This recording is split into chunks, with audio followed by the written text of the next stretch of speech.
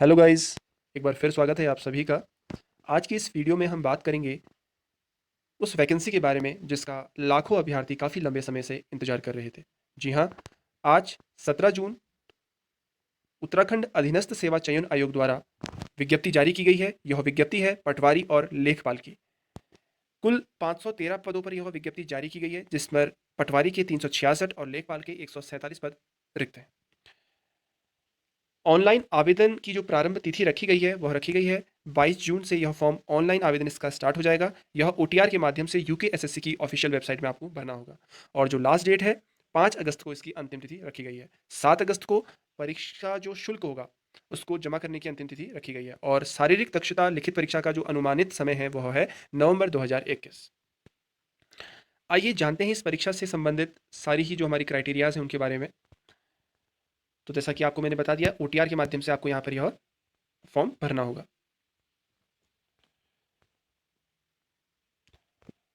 दूसरी चीज यहाँ पर जो दिया गया है, उपयुक्त अभ्यर्थियों के चयन हेतु आयोग द्वारा शारीरिक दक्षता परीक्षा तथा वस्तुनिष्ठ प्रकार की ऑफलाइन या ऑनलाइन मोड में लिखित परीक्षा आयोजित कराई जा सकती है।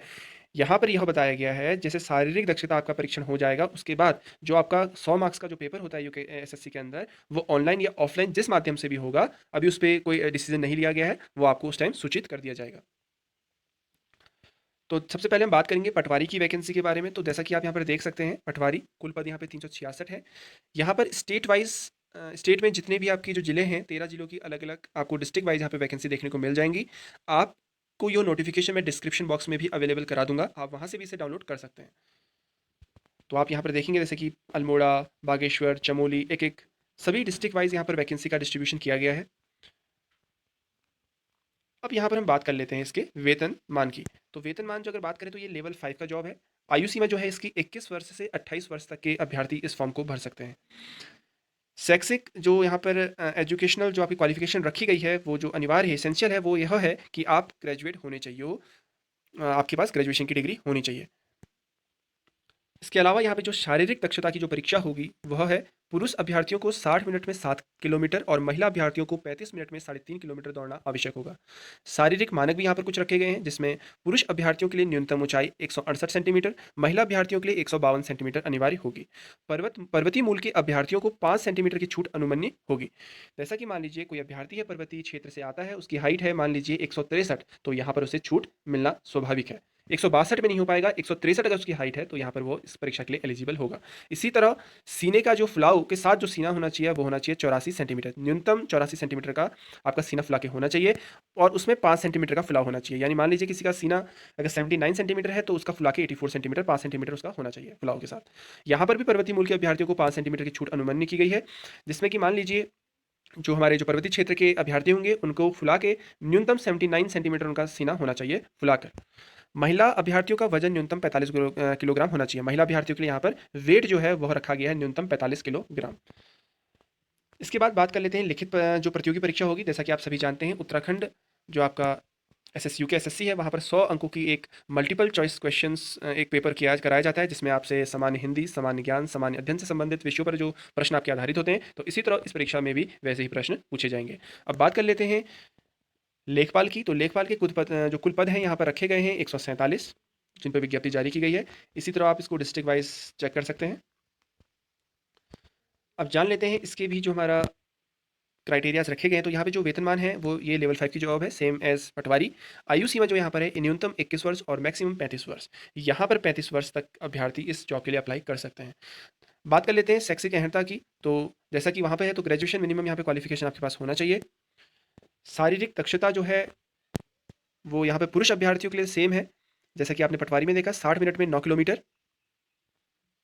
60 मिनट में 9 किलोमीटर और महिला अभ्यर्थियों के लिए 35 मिनट में 4.5 किलोमीटर दौड़ना आवश्यक होगा। इसके बाद हम बात कर लेते हैं शारीरिक मानक। तो शारीरिक मानक यहाँ पर सेम है आपके पटवारी की तरह, 168 सेंटीमीटर न्यूनतम हाइट होनी चाहिए। और अगर पर्वतीय क्षेत्र में है तो 152 सेंटीमीटर। इसी तरह आपका जो सीना है वो 84 सेंटीमीटर होना चाहिए फुलाव के साथ, और महिलाओं के लिए 45 किलोग्राम न्यूनतम वेट होना चाहिए। परीक्षा का जो यहाँ पर पाठ्यक्रम होगा वो सेम है आपका पटवारी की तरह, 100 अंकों की यहाँ पर परीक्षा करवाई जाएगी। आइए अब जान लेते हैं इससे रिलेटेड कुछ अन्य भी जो यहाँ पे आपके पॉइंट्स हैं, जो महत्वपूर्ण पॉइंट्स हैं।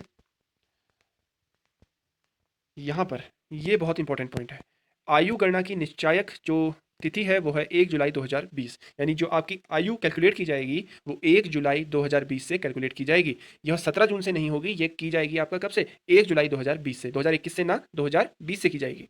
तो यानी सभी अभ्यर्थी जो अभी 28 साल के हो चुके हैं, अभी 29वें साल में हैं, तो वह भी इसके लिए अप्लाई कर सकते हैं। अपना आप यहाँ पर से अपनी डेट चेक कर सकते हैं कि आप 28 साल में आ रहे हैं इस डेट के भीतर। यानी अगर आप मान लीजिए 1 जुलाई 2020 से पहले आपका जन्म हुआ है, तो आप तब तो इसके लिए अप्लाई नहीं कर पाएंगे। आपकी एज अगर 28 साल इससे पहले हो जा रही है, तब तो आप अप्लाई नहीं करेंगे। लेकिन अगर आप 1 जुलाई 2020 के बाद 28 साल के हुए हैं, तो आप यहाँ पर अप्लाई कर सकते हैं।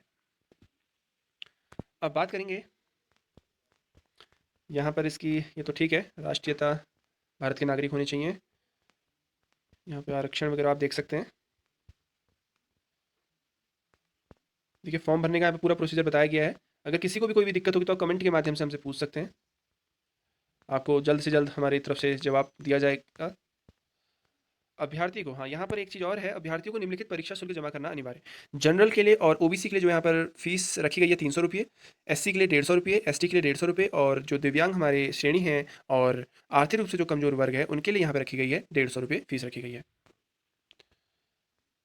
और बिना फीस भरे हुए आपका जो फॉर्म है वो सबमिट नहीं माना जाएगा। तो यहाँ पर आप इसे देख सकते हैं।